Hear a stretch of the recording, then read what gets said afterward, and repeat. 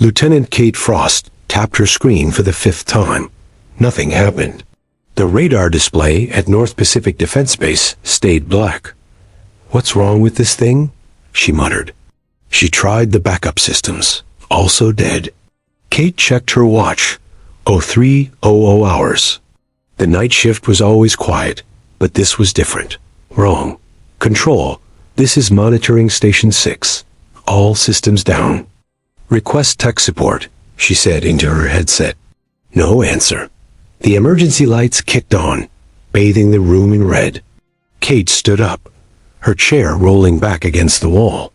Other officers looked up from their stations, faces tense in the crimson glow. "Anyone getting anything?" she called out.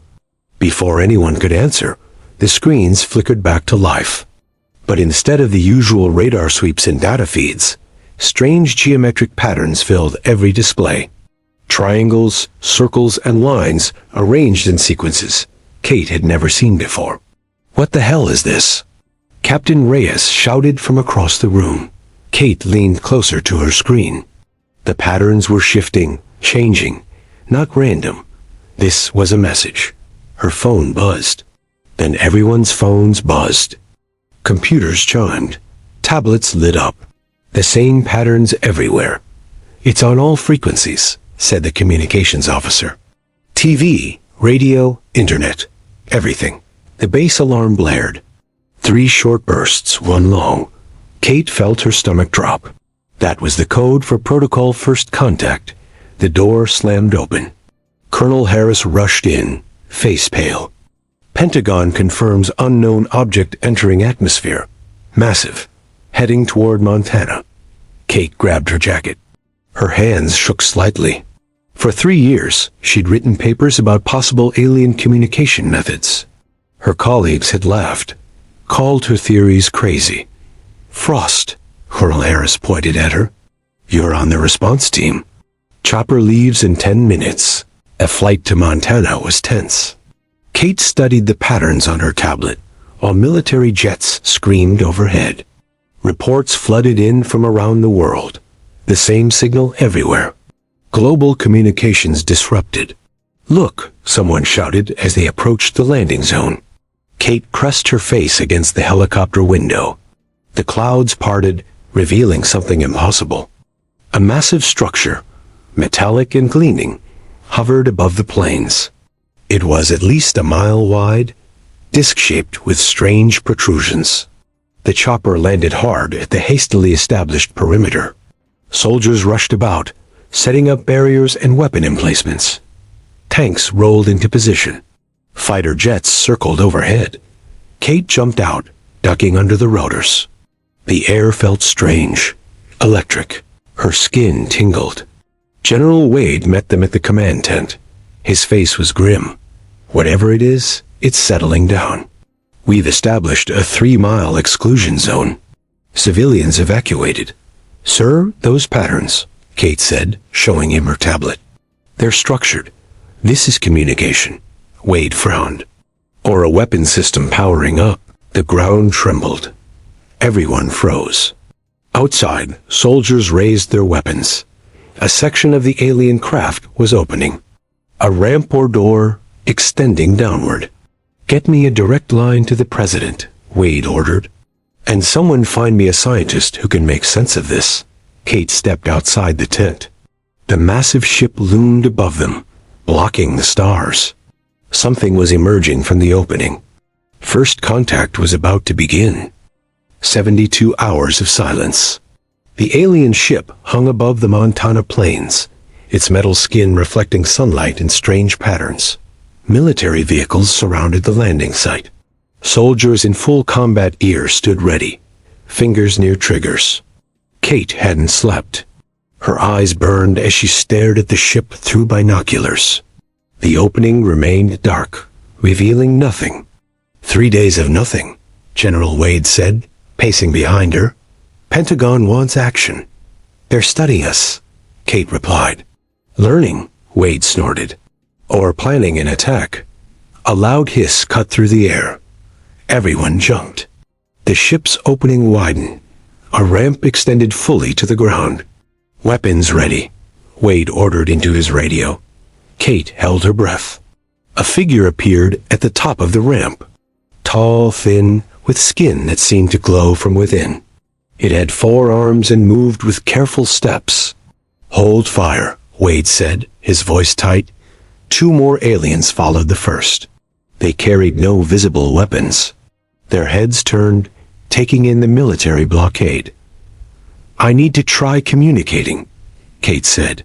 Wade grabbed her arm. "Absolutely not. Sir, with respect, this is why I'm here." Before he could stop her, Kate stepped forward. She carried a tablet with basic mathematical symbols, the universal language. The lead alien noticed her approach. It raised its upper arms in what might have been a greeting. Kate stopped 10 feet away and held up her tablet, displaying the first 10 prime numbers. The alien made a sound like water over stones. It reached into a fold in its skin and pulled out a small device. Light projected from it, showing the next 5 prime numbers in sequence. Kate's heart raced.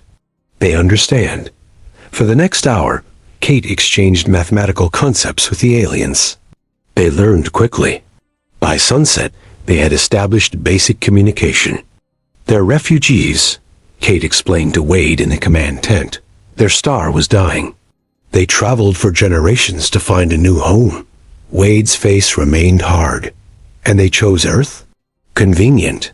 Sir, they're peaceful. They want to—" A soldier burst into the tent. "Sir, Colonel Briggs has deployed jammers around the alien ship." Kate felt sick. Briggs commanded the 5th Special Forces Group. He had argued for immediate military action since day 1. "What jammers?" Wade demanded. "The new EM-pulse devices. They're disrupting the aliens' communication systems." Kate ran outside. The aliens were gesturing frantically at their ship. Their skin pulsed with light patterns. "Stop this now," she shouted. Wade followed her out, grabbing his radio. "Briggs, stand down immediately." "Too late, General," came Briggs' voice. "President gave me direct authorization. These things are a threat." Military helicopters appeared over the ridge, weapons pointed at the alien ship. The aliens retreated up their ramp. "They think we're attacking them," Kate yelled. Wade grabbed her arm. "Get to the bunker. Now." Kate pulled away. "We need to fix this." She ran toward the alien ship. The lead alien stood at the top of the ramp, watching her. Kate waved her arms, trying to signal that this wasn't her doing. A helicopter fired a warning shot. Dirt exploded near the ramp. The alien ship hummed. Its surface rippled like water. "Fall back," Wade ordered through all channels. Kate kept running toward the ship. The lead alien extended a hand toward her. The sky darkened suddenly. Kate looked up. More ships. Dozens of them. Massive war vessels breaking through the clouds above every major city on Earth. The peaceful first contact had just become an invasion. The world burned. Kate watched news feeds on cracked screens in the underground bunker. New York, London, Beijing all showed the same images. Alien ships hovering. Blue beams cutting through military bases with surgical precision. No civilian targets hit. Yet, they're only attacking military installations, Kate said. The alien she now called Vex stood beside her. Its skin pulsed with light patterns that the translation device interpreted. "Defense only," the mechanical voice said. "No wish for war." General Wade slammed his fist on the table. "Tell that to the 5,000 dead at Edwards Air Force Base." The bunker shook. Dust fell from the ceiling. Something big had hit nearby. "We need to stop this," Kate said. "Let me contact the president." Wade laughed bitterly. "The president is in a nuclear submarine somewhere in the Pacific. Chain of command is broken." The radio crackled. "This is Colonel Briggs. We're launching nuclear strikes against the mothership. Authorization code Sierra 9 Delta." Kate grabbed the radio. "Briggs, no. They'll see that as full-scale war." "Already done, Lieutenant. Missiles launch in 5 minutes." Wade took the radio. I'm overriding that order. Too late, General. President signed off before communications went dark. Kate turned to Vex. You need to warn your people. The alien's skin flashed rapidly. It touched a device on its wrist. The bunker lights flickered. Why are you really here?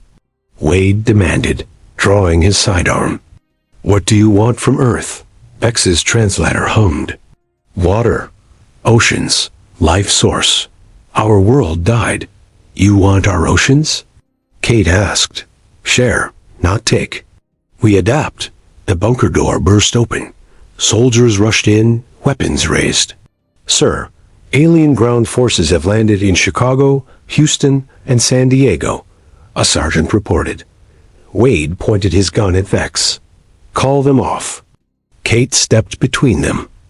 They're responding to our attack. The bunker shook again, harder this time. Lights went out completely. Emergency red lights kicked on. Direct hit above us, someone shouted. Get to the escape tunnel, Wade ordered. Kate grabbed Vex's arm. Come with us. They ran through narrow concrete corridors. The sound of crumbling concrete followed them. Water pipes burst, spraying the walls. Wait, Vex said, stopping suddenly. Its skin glowed brighter. We have to move. Wade shouted. Important, Vex said. It reached out, touching Kate's temple with a slender finger. Pain shot through Kate's head. Images flooded her mind. Stars, ships, dying worlds. Millions of aliens in sleep chambers. A desperate journey across space. She gasped, pulling away. I saw them. I saw everything. Mind bridge, Vex explained. Truth sharing. Wade grabbed Kate's shoulder. What did it do to you? They can connect with our minds, Kate said, her voice shaking. They showed me why they're here. The tunnel ahead collapsed. They were trapped. Vex's skin pulsed rapidly. It touched its wrist device again.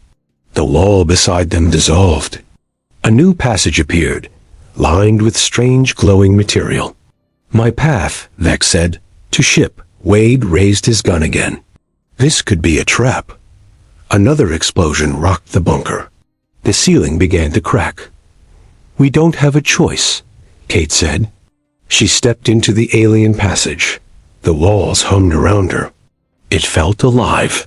There's something else, Kate said, turning back to Wade. Something they didn't tell us at first. They have technology that can transfer consciousness between bodies. Wade's eyes widened. What does that mean?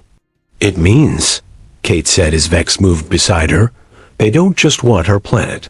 They want us. 3 weeks later, the Nevada desert burned under alien fire. Kate crouched behind a wrecked tank, sweat dripping down her face. 5 human soldiers and 3 alien defectors huddled with her. They all wore the same makeshift uniform, black vests with blue armbands. Resistance base is 2 miles north, Kate said, checking her radar device. Briggs has the whole eastern seaboard. Wade controls what's left of our forces here. The sky flashed green as alien ships exchanged fire with human aircraft. The ground shook. More coming, said Vex, skin pulsing with warning patterns. Commander Czar's forces. Kate had learned much in these weeks. The aliens weren't united. Some, like Vex, wanted peaceful coexistence. Others, led by Commander Czar, saw humans as vessels, bodies to hold alien minds. Move now, Kate ordered. Stay low. They ran across the cracked earth. A human jet crashed nearby, sending metal debris flying. Private Jenkins took shrapnel in his leg. He fell, screaming. Get him up, Kate ordered. 2 soldiers lifted Jenkins between them. They reached a ridge overlooking a vast alien structure. The mothership. It had landed after the nuclear strikes failed, its massive hull covering 5 square miles of desert. There, Vex pointed. Entry point. Low guards. Kate used binoculars to check. I count 4 sentries. We can handle that. Her radio crackled. Lieutenant Frost, this is General Wade. Do you copy? I copy, sir. Briggs launched his new weapon. Some kind of sound cannon. Dropped half the alien ships over New York. They're responding with ground forces. Thousands of them. Kate watched the mothership. Sir, we're at the target. Ready to infiltrate. Proceed. Find their command center. We need to end this now. The team moved down the ridge. The alien defectors led, using their skin patterns to confuse the sentries. Kate and her soldiers took them down with stun weapons. Inside the mothership, the walls pulsed with light. The air felt thick, humid. Vex led them through corridors that seemed to shift and change. Life support systems, Vex explained, pointing to tubes running along the ceiling. Ship is alive. They reached a massive chamber. Kate gasped. Thousands of transparent pods filled the space, each containing a sleeping alien. Colonists, Vex said. Millions more in deeper chambers. Last of our kind. Kate understood now. Your entire species is here. Yes, no home to return to. An alarm blared. Red light flooded the chamber. We've been detected, one of the soldiers said. This way, Vex urged, leading them deeper into the ship. They ran through pulsing corridors. Guards appeared ahead. The team took cover as energy weapons fired, leaving smoking holes in the walls. The command center is just ahead, Vex said. Commander Zar will be there. Kate checked her weapon. If we can capture Zar, we can force a ceasefire. More alarms. The ship trembled. What's happening? Kate asked. Vex's skin flashed with panic patterns. Wade's forces. Attacking the ship's core. That wasn't the plan. The corridor behind them collapsed. They were cut off. Only forward now, Vex said. They fought their way to a sealed door. Vex placed his hand on a panel. The door slid open. Inside stood Commander Zar, tall and imposing, surrounded by control panels. His skin glowed with angry red patterns. The human who speaks for the defectors, Zar said through a translator. You have caused much trouble. Kate stepped forward. This war needs to end. Yes, Zar agreed. When all humans serve as vessels for my people. He touched a panel. A screen showed thousands of pods, different from the ones they'd seen earlier. Empty. Waiting. Consciousness transfer chambers, Vex whispered. For human bodies. Kate raised her weapon. We'll never allow that. Zar's skin flashed with what might have been laughter. You already have. The process began days ago. He touched another panel. A new image appeared. General Wade, speaking to his troops. His eyes glowed with the same light as alien skin. No, Kate whispered. Yes, Zar said. Your general now serves us. As will you all? Kate lunged at Zar. Her team opened fire. Energy blasts hit control panels, sending sparks flying. Zar moved with shocking speed, his four arms blocking and striking. Stop the transfer process. Kate shouted to Vex. Vex rushed to a control panel, his fingers moving across symbols. Too many safeguards. The ship rocked violently. Warning lights flashed. Zar stumbled, giving Kate an opening. She tackled him, pressing her stun weapon against his chest. He convulsed, his skin flashing wildly. The core is destabilizing, Vex called out. Wade's attack damaged critical systems. Kate kept her weapon on Zar. Can you access the main communication system? Broadcast to all ships? Vex worked the controls. Yes. Channel open. Kate spoke clearly. This is Lieutenant Kate Frost. Commander Zar has been captured. I demand an immediate ceasefire. Screens around them showed the battle outside. Alien ships continued firing. They won't listen, Zar said, his translator crackling. My people will not surrender. Kate pressed her weapon harder against him. Call them off, or I'll kill you. My death means nothing. The transfer process continues. The ship shuddered again. Part of the ceiling collapsed, crushing two of Kate's soldiers. We need to leave now. One of the surviving team members shouted. Kate looked at Vex. Is there another way? Something we're missing? Vex's skin pulsed with rapid patterns. The council. Above Tsar. They must know truth. What council? Leadership. Hidden. Deep in ship. Tsar struggled against Kate's grip. They will never see you. Kate made a decision. Take me to them, now. Vex led Kate deeper into the ship, dragging Tsar with them. The remaining team members stayed to guard their exit. Corridors twisted and changed around them. The ship seemed to be fighting against their progress. They reached a sealed chamber. Vex placed Tsar's hand against a panel, forcing his cooperation. The door opened. Inside, 5 aliens sat in a semicircle. Their skin glowed with calm, steady light.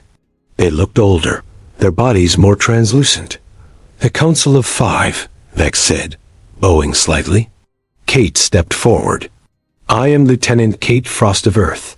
The center council member raised a hand. Its skin flashed in complex patterns. Vex translated. "They ask why you fight when survival is at stake. We fight because you tried to take our bodies, our minds, our world." The council members looked at each other. Their skin patterns synchronized. "Tsar's way," Vex translated. "Not council way. Division among us." Kate saw her chance. "There can be peace, coexistence. Earth has room for both species." The council deliberated, their skin flashing in rapid sequences. Finally, the center member approached Kate. It reached out slowly. "They request mind bridge," Vex explained. "Full truth exchange." Kate hesitated. "Last time it hurt. Deeper now. Permanent connection." Kate looked at the destruction around them, thought of the cities in ruins, the thousands dead. She nodded. The council member touched her forehead. Pain exploded behind her eyes. Images, feelings, knowledge flooded her mind.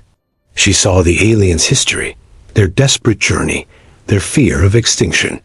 They saw her memories, human culture, Earth's beauty and flaws. When it ended, Kate fell to her knees, gasping. Part of her mind felt different. Alien. Peace agreement accepted, the council member said directly to her mind. No translator needed. 6 months later, Kate stood at the border between human and alien territories. Denver had become the dividing line. Half the city gleamed with alien architecture. The other half remained human. Wade stood trial for war crimes against alien civilians. Briggs commanded the Human Defense Forces. Kate led the new Joint Security Council, her mind permanently linked to the alien consciousness. "The integration is working," said the alien representative beside her. "Shared technology has begun healing the environmental damage." Kate nodded. The cost had been high. Thousands dead, cities destroyed. But both species survived. Her communication device beeped. A technician approached, face pale. "Lieutenant Frost, we've detected a signal." "From deep space." "Alien?" she asked. "No, not from Vex's people. Something else, something new." Kate looked up at the sky. The war had ended. But Earth's first contact was just the beginning.